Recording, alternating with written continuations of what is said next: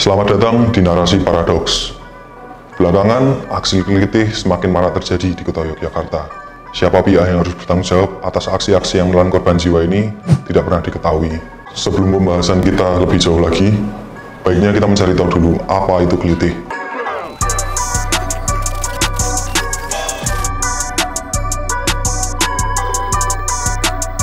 Kelitih berasal dari bahasa Jawa yang berarti mencari angin atau sekedar keliling-keliling.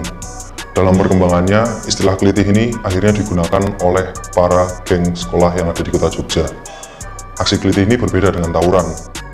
Tawuran bersifat frontal, sementara kelitih diam-diam. Jadi, makna dari kelitih sendiri adalah menyerang musuh secara diam-diam. Sudah menjadi rahasia umum bahwa kota Jogja erat dengan geng pelajar. Aksi kelitih belakangan sempat mereda, namun kembali naik kasusnya di pertengahan akhir tahun kemarin sampai ke awal tahun ini. Karena mungkin hanya populer di Jogja, kelitih ini akhirnya dianggap sebagai kearifan lokal kota Yogyakarta, yang membuatnya semakin sulit untuk dibasmi. Berdasarkan pengalaman teman-teman yang dulu pernah eksis di geng pelajar kota Jogja, motif dari kelitih ini sebenarnya sederhana. Tidak lebih dari pencarian jati diri, gengsi, maupun harga diri. Perbedaan dengan kelitih di masa sekarang, kelitih di masa lampau tidak menggunakan motif ekonomi. Sementara kelitih yang terjadi sekarang sering terjadi perampasan, pembacokan, pembegalan yang sangat jauh dari esensi awal kelitih itu sendiri. Bahkan sampai pernah merenggut nyawa, khususnya di tahun 2018 silam. Hal ini memicu protes dari masyarakat. Khususnya di Twitter, lahir pula tagar Jogja tidak aman. Polisi dan pemerintah dituding gagal untuk menghentikan aksi kriminal jalanan itu. Meski telah berupaya hingga membentuk satuan khusus untuk membasmi aksi kelitih, rasanya percuma saja ketika angka-angka korban semakin bertambah. Yang terbaru, mereka beraksi di Jalan Kaliurang, salah satu jalan yang terhitung sebagai jalanan ramai di kota Jogja. Tidak tanggung-tanggung, korbannya adalah seorang perempuan yang sedang dalam perjalanan pulang. Pelaku memang berhasil diamankan oleh polisi. Ketika ditanyai motifnya, ia hanya mengatakan bahwa kegiatannya itu hanya untuk bersenang-senang. Kegiatan yang menimbulkan korban hanya untuk bersenang-senang. Yang mengecewakan justru datang dari Permasyuri Keraton Jogja, GKR Mas.